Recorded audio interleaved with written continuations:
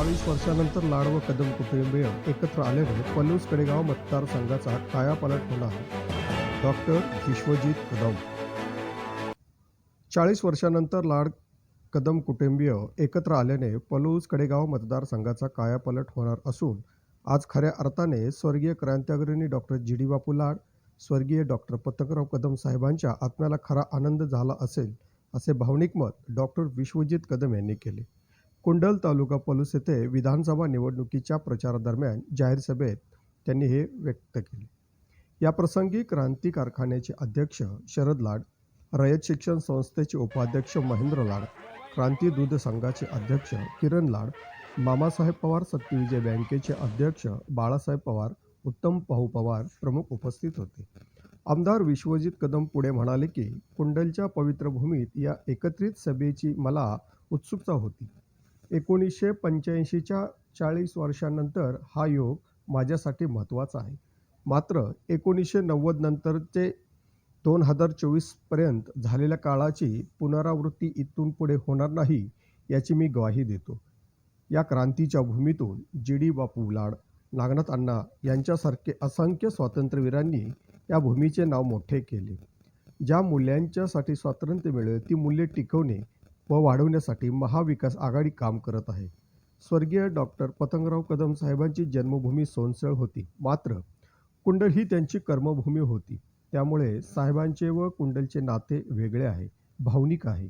इथून पुढे लाड व कदम कुटुंबे एकत्र येऊन या मतदारसंघाच्या विकासाची गंगा आणून कायापालट करतील, असे यावेळी ते शेवटी म्हणाले.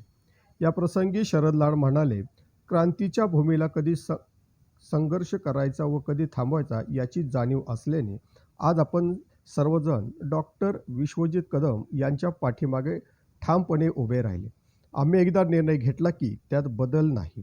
महाविकास आघाडी सत्तेत आली तर महिला सक्षमीकरण होईल, शेती उद्योग क्षेत्राची भरभराट होईल. या पुरोगामी महाराष्ट्रामध्ये सध्या चुकीच्या गोष्टी घडत आहेत.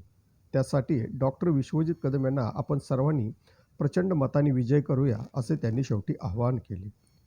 यावेळी किरण लाड म्हणाले की आजचा दिवस सुवर्ण अक्षराने लिहून ठेवावा असा आहे. इथून पुढे लाड व कदम कुटुंबीय एकत्र राहून सर्वसामान्य नागरिकांच्या विकासासाठी सदैव तत्पर राहतील व महाराष्ट्राला विकासाचा पलूस कडेगाव पॅटर्न देतील, असे ते म्हणाले. महेंद्र लाड म्हणाले की क्रांतीवीरांचे स्वप्न व बापूसाहेबांचे विचार व स्वर्गीय साहेबांचे स्वप्न साकार करणारे नेतृत्व आपल्याला लाभले आहे. महागाई वाढली आहे, उत्पादित मालाला भाव नाही. या सरकारने फक्त स्वतःच्या फायद्याचा विचार केला आहे. त्यामुळे या सरकारला खाली खेचून पुन्हा एकदा महाविकास आघाडीला सत्तेत आपण आणायचं आहे. यासाठी सर्वांनी कामाला लागायचं आहे. प्रारंभी बस स्थानकापासून ते कुंडल गावातील सर्व प्रमुख मार्गावरून पदयात्रा काढण्यात आली. यावेळी कार्यकर्त्यांचा प्रचंड उत्साह दिसत होता. डॉक्टर बाबासाहेब आंबेडकर चौकात क्रेनच्या साहाय्याने भला मोठा हार घालून सर्वांचे स्वागत करण्यात आले. तर शिवाजी चौकामध्ये JCPमधून फुलांची उधळण करण्यात आली. तर धनगरी ढोलाच्या आवाजाच्या निनादात काँग्रेस व शरद पवार राष्ट्रवादी काँग्रेस कार्यकर्त्यांनी जोरदार घोषणाबाजी केली व पदयात्रेमध्ये मोठी गर्दी केलेली दिसून आली.